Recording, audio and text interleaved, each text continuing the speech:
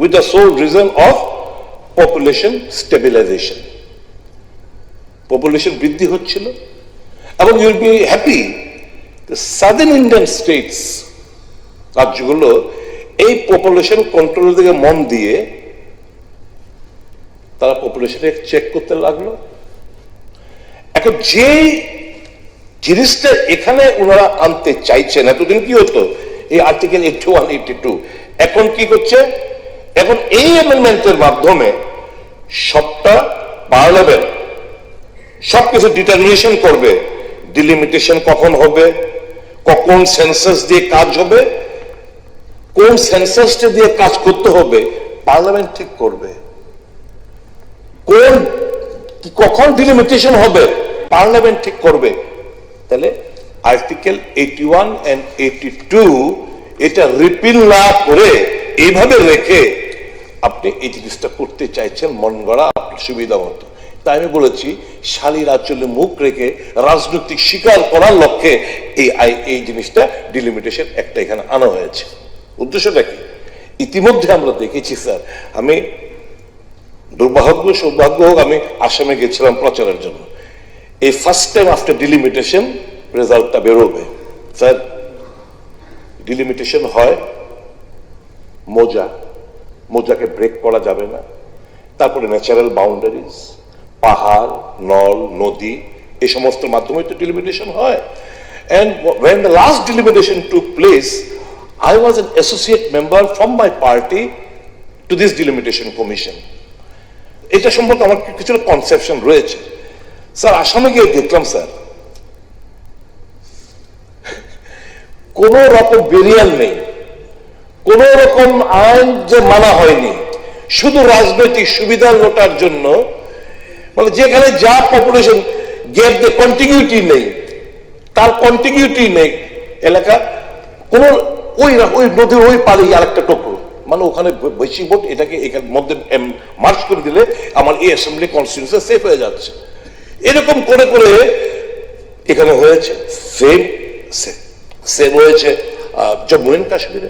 এই দুটো state we have seen the India government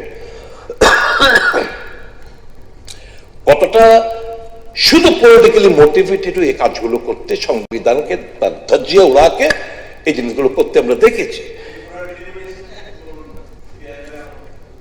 বলছি আমি সেটা বলবো না কেন, আই নো এভরিথিং। তো মাননীয় অধ্যক্ষ মহোদয়, এটা অত্যন্ত চিন্তার ব্যাপার যে মহিলা আরক্ষণের কথা বলে আমার অন্য কিছু স্বার্থ চরিতার্থ করার লক্ষ্যে নিয়ে মহিলাদেরকে অন্যান্য রাজনৈতিক দলগুলোর বিরুদ্ধে খেপিয়ে তোলার একটা অভিপ্রায় মাত্র, আর কিছুই না। আচ্ছা, এখানে যখন এই কথাগুলো বলা হলো সাদার্ন স্টেটস কত নুকসান, ভারী নুকসান হোগা, বিলটা আপনারা দেখেছেন, আপনি স্পিকার, আপনি তো দেখবেনই। আমার ত্রিপুরার সিট বাড়ছেনি, লোকসভা 0, একটা সিটও বাড়েনি। You can take it. 2011 সেন্সাসে একটা সিটও বাড়ে না।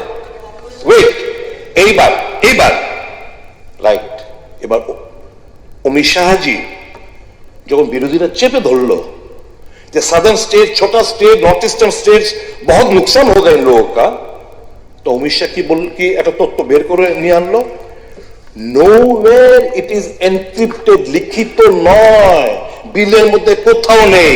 তখন উনি বললেন 50% करके हम सभी जगह पे बढ़ाएंगे। मान लो कि उत्तर प्रदेश में 80 है, उसका 50% मतलब 40, 80 + 40 120, এরকম করে করে প্রত্যেকটি স্টেটে বাড়াবেন উনি বললেন।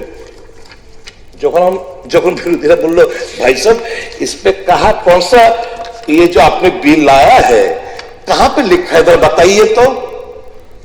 हाउ कैन वी ट्रस्ट যে বিলের মধ্যে এই জিনিসগুলো উল্লেখ থাকবে না, সিম্পলি এস পার্লামেন্টের মধ্যে দাঁড়িয়ে উনার বক্তব্যের প্রেক্ষিতে এটাকে সমর্থন করবো আমরা?